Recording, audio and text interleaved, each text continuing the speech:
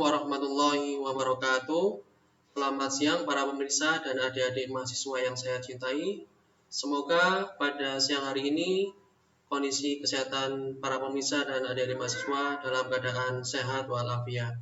Dan jangan lupa tetap stay at home di rumah karena pandemi corona ini masih terus berlangsung. Dan para pemirsa dan adik semua bisa tetap mengikuti kelas online saya ya setiap minggu. Dan pada siang hari ini saya akan membahas tentang penguat daya kelas B, lanjutan dari minggu yang lalu. Minggu yang lalu kita sudah membahas penguat daya kelas A pada transistor BJT. Baik, kita lanjutkan. Penguat daya kelas B atau yang biasa kita kenal dengan penguat daya push-pull ya, kelas B. Pada pertemuan yang lalu kita sudah sedikit menyinggung tentang karakteristik dari penguat daya kelas B, di mana penguat daya kelas B ini bekerja pada titik cut off, atau dengan kata lain transistor ini tidak diberi bias, dan pada saat tidak ada sinyal input maka arus kolektor ini tidak akan mengalir. Jadi sifatnya pada penguat daya kelas B, jika tidak ada sinyal input maka arus kolektor tidak akan mengalir. Tetapi pada saat ada sinyal input barulah arus kolektor akan mengalir. Kemudian sifat yang kedua adalah penguat kelas B ini hanya menguatkan setengah dari sinyal input. Sehingga kalau kita ingin mendapatkan sinyal output secara penuh, satu gelombang penuh, maka kita harus menggunakan dua penguat kelas B. Satu menguatkan siklus positif dan satunya lagi menguatkan siklus negatif. Rangkaian menggunakan dua transistor yang bekerja pada kelas B ini yang sering disebut sebagai penguat push-pull atau dorong-tarik. Ya, karena sifatnya nanti bekerjanya bergantian antara satu transistor dengan transistor yang lain. Kemudian di bawah ini kita akan melihat rangkaian dasar atau blok dasar dari penguat daya kelas B. Adik-adik dan para pemirsa bisa melihat di sini, ini adalah diagram blok dari penguat daya kelas B. Di mana di sini sebelah kiri adalah sinyal input, sebelah kanan ini adalah beban atau output, dan kita lihat di antara keduanya ini adalah kita pasang dua penguat daya kelas B, di mana satu penguat bagian atas ini menguatkan siklus positif, sedangkan penguat kelas B bawah ini untuk menguatkan siklus negatif. Sehingga masing-masing hanya keluaran dari penguat daya kelas B masing-masing itu menguatkan setengah siklus dari sinyal input saja. Maka kedua siklus ini nanti di beban akan muncul sebagai sinyal penuh ya, satu siklus penuh pada bagian output pada beban. Kemudian kita lihat dalam prakteknya ini ada banyak atau bermacam-macam rangkaian penguat daya push-pull, yaitu diantaranya menggunakan trafo input output. Kemudian juga ada komplementer dan ada komplementer semu dan lain-lain. Nanti kita akan bahas beberapa rangkaian kelas B ini yang ada di depan kita ini. Ini adalah penguat daya kelas B menggunakan trafo, ya, baik trafo input maupun trafo output. Nah, ini. Oke, kita lihat prinsip kerja dari rangkaian penguat daya kelas B menggunakan trafo input dan output. Nah, kita jelaskan dulu. Pada trafo input, ini fungsinya adalah sebagai pemecah fasa. Sedangkan untuk trafo output, ini fungsinya sebagai penyesuai impedansi. Dari impedansi penguat transistor yang biasanya adalah impedansi tinggi ke impedansi beban yang biasanya impedansinya adalah rendah. Kemudian di sini kita lihat trafo input yang fungsinya adalah memecah fasa sinyal input. Pada kumparan sekunder bagian atas ini bekerjanya fasanya akan selalu berlawanan arah dengan kumparan sekunder bagian bawah. Oke, sekarang kita perhatikan pada saat sinyal input masuk melalui trafo input. Maka pada saat siklus positif sinyal input, transistor yang akan on atau hidup ini adalah transistor T2, di mana pada saat sinyal siklus positif, transistor T2 ini dibias maju. Sedangkan transistor T1 ini kondisinya adalah berlawanan arah ya, berlawanan fasanya, sehingga di sini adalah kondisinya adalah dibias mundur, mati. Sehingga bisa kita lihat arah arus listriknya atau arus kolektornya ini dari VCC, ini IC2, kemudian masuk ke kolektor, kembali ke emitor dan masuk ke kutub negatif dari VCC. Nah, di sini juga akan muncul siklus positif pada beban. Kemudian pada saat sinyal input berada pada siklus negatif, maka kondisinya akan terbalik, di mana T2 ini akan mati karena dibias mundur. Sedangkan T1 ini akan hidup karena dibias maju. Di mana di sini ada arus basis IB1 yang menyebabkan transistor T1 akan dibias maju dan kondisinya adalah hidup atau on. Maka arus kolektor ini akan mengalir dari VCC ya, melalui kolektor IC1, kemudian kembali masuk melalui kaki emitor. Dan sini pada beban ini akan muncul siklus negatif. Sehingga total sinyal pada beban ini adalah berupa sinyal satu siklus penuh. Ya. Oke, kita lanjutkan. Ini adalah garis band DC dan AC dari penguat kelas B. Di mana pada grafik ini kita lihat sumbu vertikal ini adalah arus kolektor, sedangkan sumbu horizontal ini adalah tegangan kolektor emitter atau VCI. Nah, kita lihat ini garis beban DC-nya pada titik cut off. Sedangkan ini kita lihat ini adalah garis beban AC-nya yang di bold warna hitam. Ini garis beban AC. Seperti yang dijelaskan di bagian awal tadi bahwa titik kerjanya berada pada titik cut off. Untuk penguat kelas B. Oke, sekarang kita lihat secara grafik dari outputnya ya. Mulai dari ini bagian atas ini adalah sinyal input, bagian bawah sendiri adalah sinyal output yang muncul di bagian beban. Kita lihat sinyal-sinyal pada setiap transistor. Setiap transistor di mana di yang saya tunjukkan di sini ini adalah merupakan sinyal pada transistor T2, sedangkan yang ini adalah sinyal pada transistor T1. Kita lihat per siklus pada sinyal input. Nah, ini sinyal input. Pada saat sinyal inputnya positif, ya, maka di sini yang aktif adalah bisa kita lihat adalah transistor T2, di mana di transistor T2 luarannya pada ini kaki basisnya, pada kaki basisnya muncul sinyal input positif. Kemudian pada kaki kolektor juga muncul sinyal outputnya positif juga. Kemudian kita lihat di sini kondisi pada transistor T1 nilainya 0, artinya di sini adalah transistor dalam kondisi mati. Nah, kemudian pada beban ini akan muncul siklus positif. Nah, kemudian kita lihat pada saat sinyal inputnya negatif, ya, maka kondisinya akan berlawanan arah atau terbalik dari kondisi yang pertama tadi, di mana transistor pada T2 ini kondisinya akan mati. Bisa dilihat di sini tidak ada sinyal yang muncul pada transistor T2. Nah, kita lihat di kondisi pada transistor T1. Nah, di sini akan muncul pada kaki basis sinyal input yang menyebabkan nanti pada kaki kolektor ini akan memunculkan sinyal output, yaitu arus kolektor.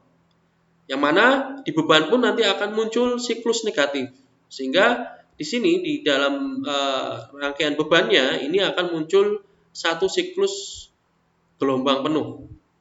Dan itu akan berulang lagi pada siklus gelombang input yang selanjutnya. Seperti itu. Jadi kondisi cara prinsip kerjanya adalah bergantian ya.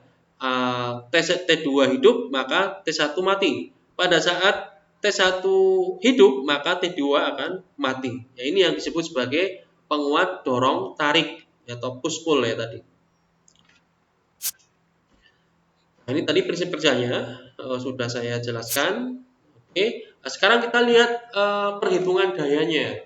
Pertama adalah daya bebannya rata-rata atau PL, di mana daya rata-rata pada beban yang disebabkan oleh sinyal AC ini adalah PL sama dengan ICM kuadrat RL aksen per 2. RL aksen per 2. Kemudian daya maksimumnya itu sama dengan pada saat kondisi arus kolektor AC itu sama dengan arus kolektor DC atau ICM sama dengan ICQ. Ini adalah kondisi maksimum dayanya, yaitu pada saat arus kolektor AC sama dengan arus kolektor DC. Pada kondisi seperti ini, daya maksimum pada beban atau PL max ini akan menjadi VCC kuadrat per 2 RL aksen ya. Jadi nilai IK-nya, ICQ-nya dimasukkan di sini sehingga rumusnya menjadi sederhana seperti itu ya.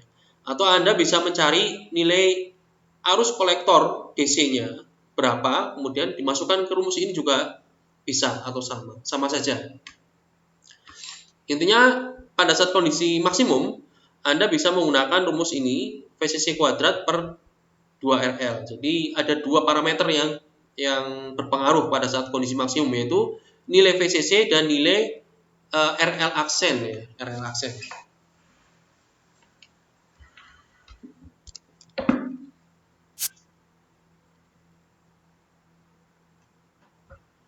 Daya rata-rata satu daya atau PCC, di mana untuk daya rata-rata satu daya atau PCC ini adalah VCC kali IDC, VCC kali IDC, arus IDC-nya, arus IDC-nya. Di mana IDC-nya ini adalah sebesar 2 per pi kali arus kolektor AC atau ICM. Ini nilai IDC. Kapan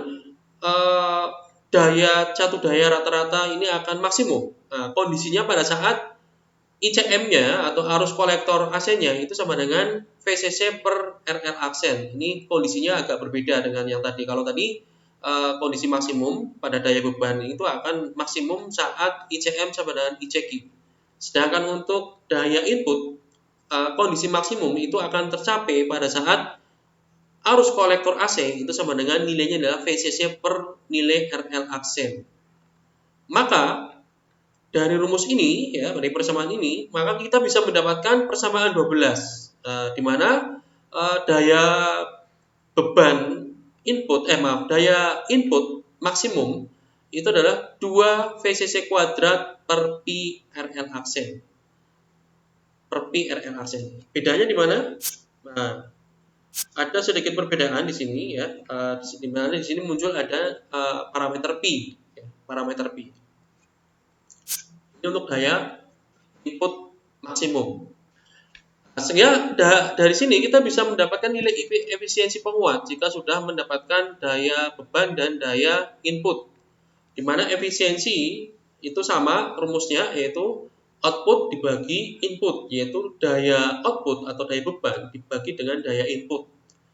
Kita masukkan rumusnya, ICM kuadrat kali RL aksen per 2. Untuk PCC-nya adalah rumusnya VCC kali 2 per pi kali ICM. Sehingga kita mendapatkan efisiensinya adalah pi per 4 atau ICM per VCC per RL aksen. Nah, ini rumus umum ya, rumus umum dari efisiensi. Nah, pada saat efisiensi maksimum terjadi, yaitu pada saat nilai arus kolektor AC sama dengan VCC per RL aksen nilainya, maka berarti di sini suku ICM per VCC per RL aksen ini sama dengan 1, sehingga diperoleh efisiensi maksimum adalah Pi per 4 saja, atau sebesar 78,5%. Ini adalah capaian maksimum dari efisiensi kelas B, push pull dengan trafo input dan output 78,5%. 78,5% itu daya maksimum. Ini lebih besar dibandingkan efisiensi kelas A, ya. Baik daya kelas A, daya penguat daya kelas A dengan beban resistor maupun dengan beban trafo. Ya, ini sampai 78,5%.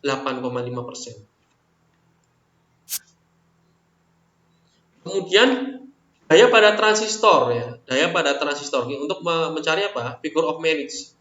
Karena di sini kita menggunakan 2 transistor, maka kita hitung dulu daya pada 2 transistor atau 2 PC sama dengan daya input dikurangi dengan daya output.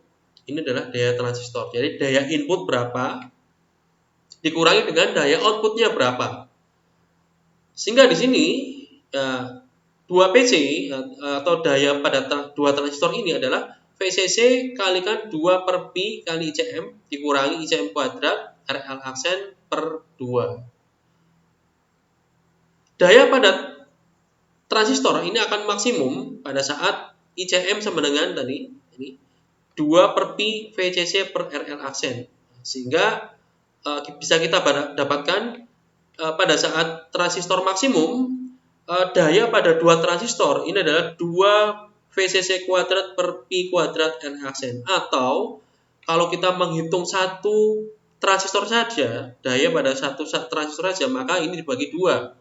Sehingga nilai 2 ini akan hilang, yaitu VCC kuadrat per Pi kuadrat kali RL aksen. Ini daya dari satu transistor saja. Sekarang kita lihat figure of merits dari penguat kelas B dengan trafo input dan output. Sekarang kita lihat figure of merit bisa kita lihat dari perbandingan antara PC max atau daya input maksimum, daya transistor maksimum dibagi daya beban maksimum. Ini daya transistor maksimum dibagi daya beban maksimum. Di mana untuk PC max ini kita menggunakan nilai daya transistor pada satu transistor saja, yaitu VCC kuadrat per 2 per Pi kuadrat kali RL aksen dibagi nilai PL max-nya atau daya beban maksimum, yaitu VCC kuadrat per 2 RL. Ketemunya di sini adalah 0,2 atau 2 per 10 figure of merits. Dengan kata lain, jika penguat daya kelas B memiliki figure of merit 0,2, berarti bahwa apabila diinginkan daya maksimum beban sebesar 25 watts, maka daya transistor maksimum yang diperlukan adalah 5 watts. Karena tadi 0,2 ini perbandingan 2 per 10.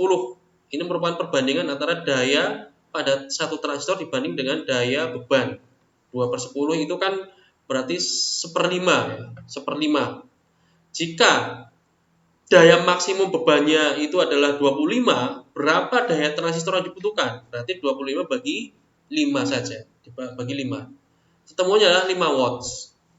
Ini lebih besar figure of merit-nya dibandingkan dengan penguat daya kelas A. Lebih efisien karena apa? Dengan daya transistor yang jauh lebih kecil itu nanti bisa menghasilkan daya beban sebesar 5 kalinya, ya, sebesar 5 kalinya. Bisa kita bandingkan di sini dengan daya transistor yang sama, atau jika kita bandingkan dengan penguat kelas A, yaitu dengan daya transistor 5 watts, jika dibagi sebagai penguat kelas A, ini hanya akan mampu menghasilkan daya beban maksimum sebesar 2,5 watts. Ini untuk penguat kelas A. Justru menghasilkan daya beban yang lebih rendah, yaitu 2,5. Ini jelas lebih efisien menggunakan penguat daya kelas B. Dari sisi daya transistornya, juga dari sisi efisiensinya lebih besar. Pada sinyal output, penguat daya push pull kelas B ini terdapat yang namanya cacat silang atau crossover distortion. Cacat silang ini terjadi karena sifat ketidaklinier transistor pada saat awal kerjanya, karena kerja dari transistor ini kan bergantian antara T1 dan T2. Jadi pada saat T2 hidup, maka T1 mati. Peralihan antara pada saat T2 hidup kemudian mati dan T1 hidup. Nah, di sini terjadinya ketidakliniarnya, sehingga pada bagian output di sini ada cacat silang atau crossover. Karena tadi sifat dari transistor ketidaklinier pada karakteristik transistor pada saat awal bekerja. Nah, sekarang kita lihat penguat daya kelas B komplementer. Ini untuk memperbaiki kelas penguat daya kelas B dengan trafo input output. Penguat daya komplementer ini adalah bentuk lain dari penguat daya push pull. Nah, cuma bedanya di sini selain tidak menggunakan trafo input output, maka kita akan menggunakan dua buah transistor yang berbeda jenis, di mana kita menggunakan transistor NPN dan PNP, masing-masing satu buah. Ya. Rangkaiannya seperti ini, bisa Anda lihat rangkaiannya. Kemudian kita lihat di sini prinsip kerjanya. Nah, di sini tidak ada trafo input sebagai pemecah arus, kita tidak menggunakan trafo input, tetapi prinsip kerjanya adalah pada saat sinyal input masuk melalui kaki basis kedua transistor, katakanlah pada saat siklus positif, maka kondisi pembiasan pada T1 NPN ini akan dibias maju. Itu tegangan basis emitter dibias maju. Sedangkan pada saat siklus positif, pada transistor T2 PNP ini akan dibias mundur, sehingga kondisi T2 akan mati pada saat siklus positif, sedangkan T1 akan hidup. Nah, pada saat T1 hidup, maka arus kolektor ini akan mengalir dari VCC 1, kemudian ke kaki kolektor, kemudian keluar dari kaki emitor masuk ke beban RL. Ini pada saat siklus positif. Nah, kita lihat pada saat siklus negatif. Pada saat siklus negatif terjadi kebalikannya, di mana untuk tegangan basis emitter atau T1 ini akan dibias mundur, sehingga kondisi transistor T1 akan mati. Sedangkan pada transistor T2 ini kondisi akan dibias maju, basis emitternya akan dibias maju, sehingga T2 akan hidup.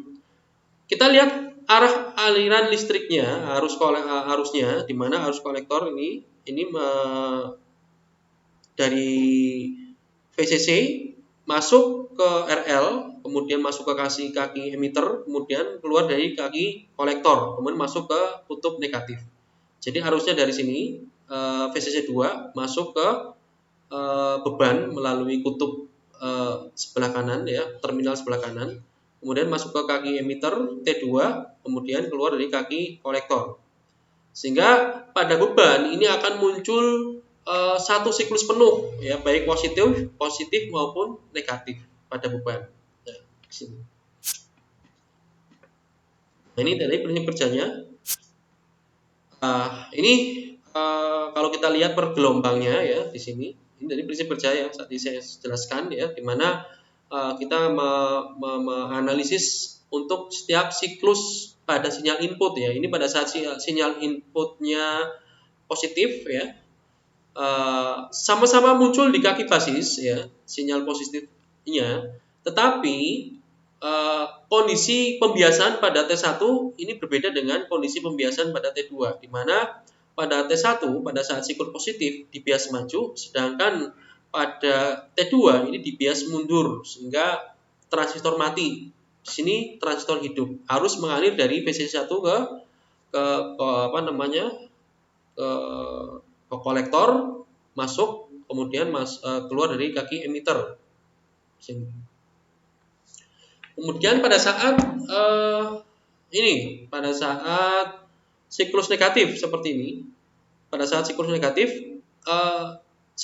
pun ini akan muncul pada kedua kaki basis.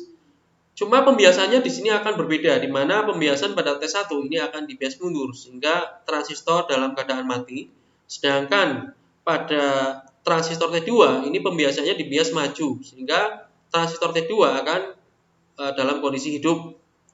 Kita lihat arus kolektornya dari VCC 2 masuk ke terminal sebelah kanan dari beban di sini, kemudian masuk ke kaki emitter, keluar dari kaki kolektor, masuk kembali ke kutub negatif VCC 2 ya.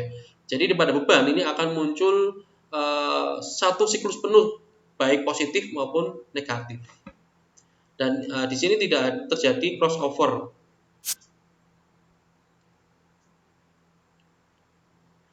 Kesimpulannya ya, konfigurasi dasar dari penguat simetri komplementer ini adalah sebenarnya adalah penguat emitter, di mana sinyal output ini diambil dari kaki emitter. Maka dengan demikian penguatan tegangannya pada penguat komplementer itu adalah sama dengan 1 atau tidak menguatkan, ya kurang lebih 1, atau di sini tidak terjadi penguatan dari input ke output. Kemudian fasa sinyal input dan output adalah sama, tidak berlawanan fasa. Jadi fasanya sama. Penguatannya adalah 1. Kita perhatikan untuk contoh soalnya. Perhatikan rangkaian penguat komplementer di bawah ini. Apabila sinyal sebesar 12 volt RMS ya, ini 12 volt RMS diumpankan ke bagian input penguat, di sini bagian input penguat, tentukan daya beban output, daya catu daya input, dan daya transistor, bukan data ya, daya transistor. Jadi dari daya beban dan daya input kita bisa memperoleh efisiensinya berapa, nanti hitung. Kemudian terakhir adalah menghitung daya transistor per transistornya. Di sini menggunakan VCC sebesar 25 volt dan VEE sebesar min 25 volt. Kemudian rangkaian bebannya di sini menggunakan resistansi beban sebesar 4 ohm. Nah, kita lihat dulu. Inputnya 12 volt RMS. Kita perlu mengetahui dulu puncak dari tegangan inputnya dulu, dimana di situ hanya diketahui 12 volt RMS. Maka untuk nilai puncaknya itu adalah akar 2 kali tegangan per RMS. Nilainya sebesar 16,7 volt. Ini adalah puncak tegangannya. Karena di sini tadi dijelaskan bahwa untuk penguat daya komplementer ini adalah pengikut emitter dan penguatannya adalah 1, maka di sini tegangan output ini adalah sama dengan tegangan input. Jadi bisa kita peroleh puncak tegangan outputnya, karena di sini kita sudah mengetahui puncak tegangan input, maka puncak tegangan outputnya itu pun nilai sama sebesar 16,7 volt di sini. Ya. Karena di sini prinsipnya adalah tidak terjadi penguatan. Penguatan output sama dengan penguatan input. Sehingga tegangan output puncaknya adalah 16,7 volt. Nah, sekarang kita lihat menghitung daya beban, daya input dan sebagainya. Daya bebannya pada RL itu adalah sebesar PL sama dengan VOM kuadrat per 2 RL. Ini VOM-nya adalah tegangan puncak outputnya, yaitu 16,7 kuadrat per 2 kali RL sebesar 34 watt. Kemudian harga puncak dari arus beban, yang dimana arus beban ini nanti akan digunakan untuk mencari daya catu daya. Arus beban puncaknya IOM-nya itu adalah tinggal Anda bagi berapa tegangan output puncaknya dibagi dengan bebannya atau bagi RL. Yaitu 16,7 dibagi 4 sama dengan 4,2 ampere. Nah, ini nanti digunakan untuk menghitung daya catu daya, di mana daya catu daya itu sebesar VCC dikalikan dengan 2 per Pi kali IOM. VCC-nya 25 tadi, kali 2 per pi 3,14 kalikan dengan ini tadi 4,2 ampere. Daya input atau daya sebesar 67,75 watts. 67,75 watts. Nah, kita sudah mendapatkan dua beban nih. Dua daya beban dan daya input. Efisiensinya berarti kita bandingkan daya beban dengan daya input PL per PCC, di mana untuk daya inputnya itu sebesar tadi adalah 36 dibagi 67,75, ketemu adalah 53,3% efisiensi dari penguat komplementer pada latihan soal tersebut di yang kita bahas. Kemudian daya pada setiap transistor atau daya satu transistor ya. Berarti PCC dikurangi PL bagi 2 ya, karena di sini kita menghitung daya pada satu transistor saja sehingga perlu dibagi 2. Nah, ini tinggal kita mengurangi daya input dikurangi daya beban. Di mana daya inputnya adalah 67,7 watt, 75 watts kurangi 36 watts per 2. Yaitu ketemunya adalah 15,8 watts. Ini adalah daya satu transistor. Demikian yang bisa saya sampaikan pembahasan pada penguat daya kelas B. Semoga bermanfaat dan tunggu untuk pembahasan latihan-latihan soal berikutnya di channel YouTube saya. Jangan lupa untuk mensubscribe channel YouTube kami ya saya supaya pemirsa mengetahui update dari konten setiap channel YouTube yang saya punya. Silakan terus mengikuti, like dan komentar di bawah ini. Terima kasih atas perhatiannya. Wassalamualaikum warahmatullahi wabarakatuh.